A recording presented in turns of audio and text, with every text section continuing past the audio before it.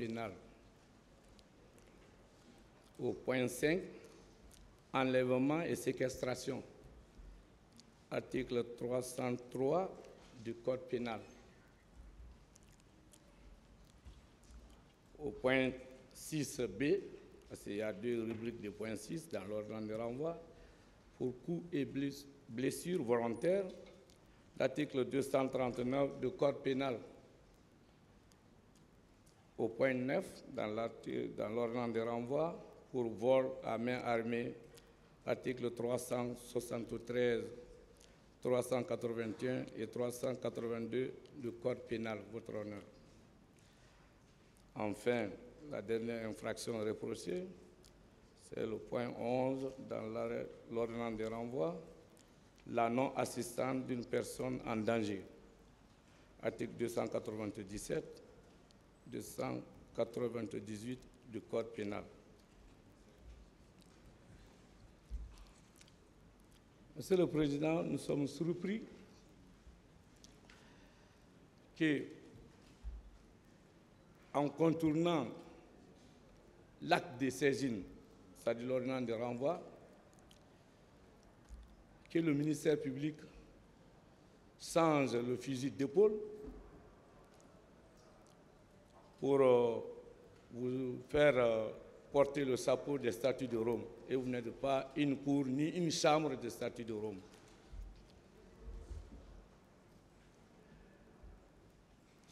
Mais qu'à cela ne tienne, Monsieur le Président, la profession que nous exerçons, l'une des meilleures définitions attribuées est venue d'un avocat général. C'était 1663, sur l'indépendance de la profession d'avocat. Il disait ceci: l'ordre des avocats est un ordre aussi ancien que la magistrature, aussi noble que la vertu, aussi nécessaire que la justice. Et seul entre tous les États, il se maintient toujours dans l'heureuse et paisible possession de son indépendance, libre sans être inutile à sa patrie. Il se consacre au public sans être esclave. La fortune le respecte. Elle perd tout son empire sous une profession qui n'adore que la sagesse. La prospérité n'ajoute rien en son bonheur parce qu'elle n'ajoute rien à son mérite. L'adversité ne lui ôte rien parce qu'elle lui laisse toute sa vertu. Ce célèbre magistrat, l'avocat général, qui sait poursuivre à charge et à décharge, je crois, permettra à la partie d'en face que nous sommes d'une famille, la famille judiciaire. Je ne parlerai pas de ce qui a été ramassé sur les réseaux sociaux, ce qui a été recoupé sur les RFI. Je parlerai seulement des faits tels l'acte de saisine par l'ordonnance de renvoi. Et au-delà, les autres seront considérés comme des verbiages inutiles, des simples déclarations. Et j'estime que le sérieux qui caractérise vos comportements, honorables membres de ce tribunal, que vous n'allez jamais rentrer en condamnation par simple déclaration, surtout en matière criminelle.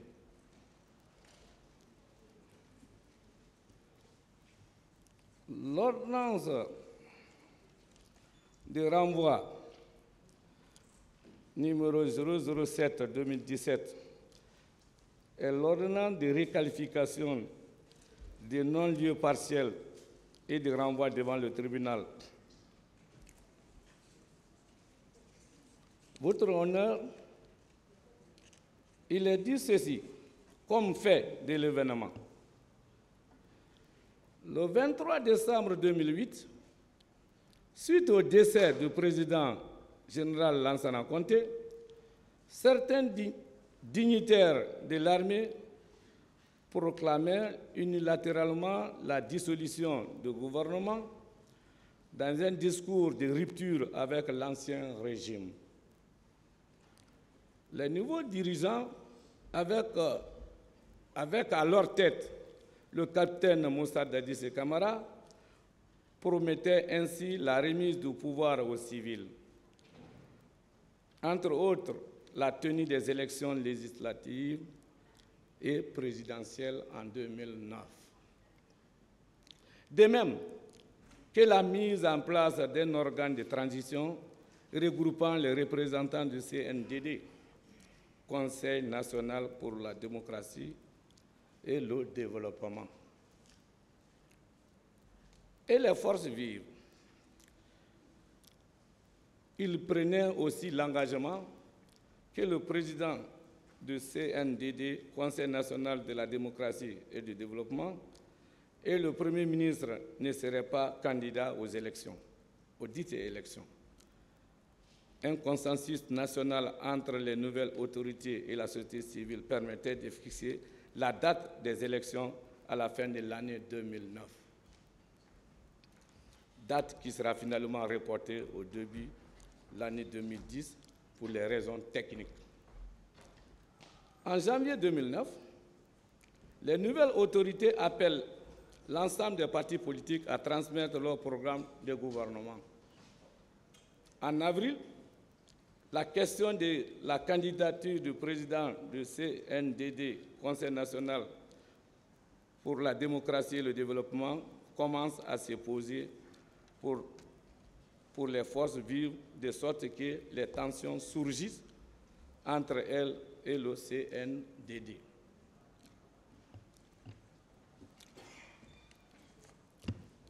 En parallèle, un morcellement de l'opinion publique s'opère par la création de divers mouvements, entre autres, Dadis doit rester, Dadis doit quitter.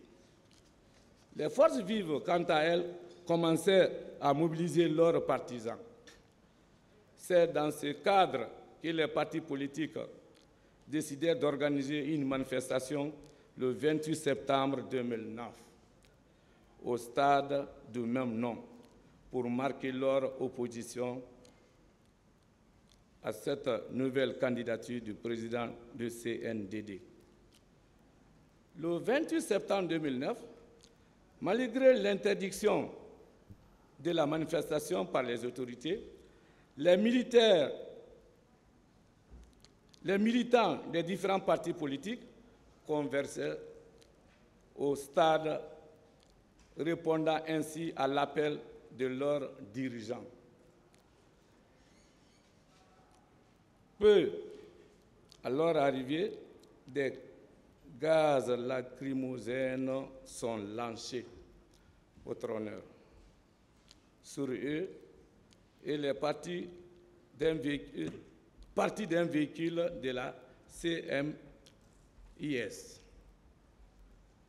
Je crois, à partir de là, les responsabilités commencent à être exposées, parce que le ministère public va me montrer un agent de CMIS dans ce groupe.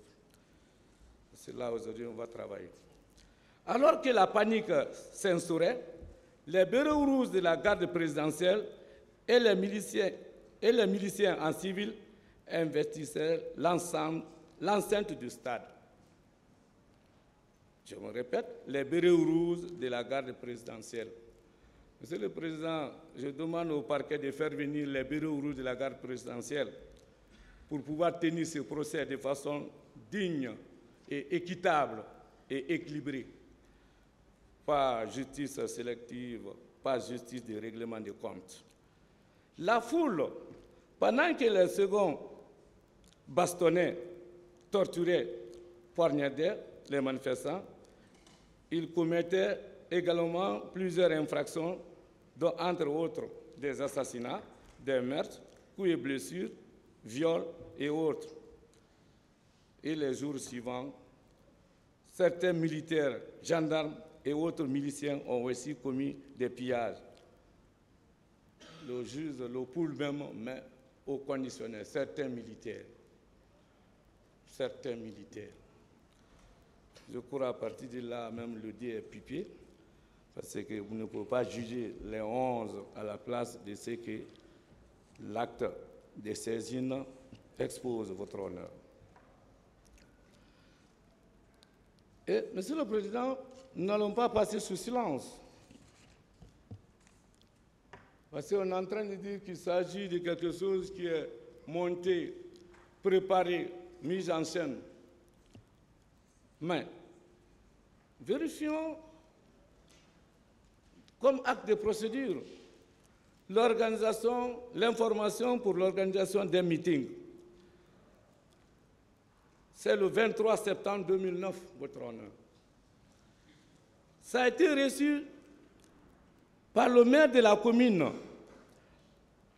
le 25 septembre pour un événement du 28. Et si on monte ça pour faire rétroagir ça dans l'événement de 1 mois, 6 mois préparatif, on va jusqu'à l'habit. Ceux qui ont organisé n'ont déposé que le 25 septembre 2009. Entre 25 et 28, je ne sais pas qui a planifié. Vous savez, on oublie qu'il y aura un autre jugement. Parce que l'affabulation ne peut pas marcher devant un tribunal. Nous sommes des mortels et nous sommes justiciables. Et le meilleur juge reste Dieu. Le dernier juge qui ne se trompe pas. Ce courrier est adressé à M. le maire en ces termes.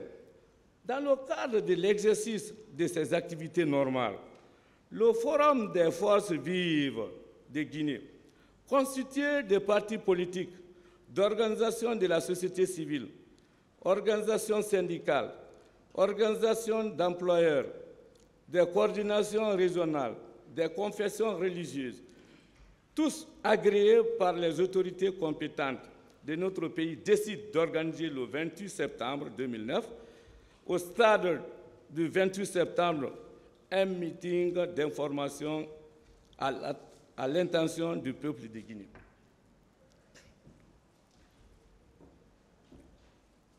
Votre honneur, pourquoi, sachant que la date du 28 septembre est sacrée, organiser pour pouvoir salir l'histoire de la Guinée? Et au stade du même nom, acceptons l'histoire. Acceptons l'histoire. Pourquoi? Qui veut salir? Qui veut modifier les faits?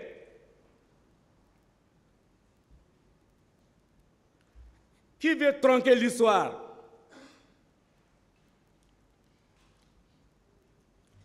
Qu'à cela ne tienne.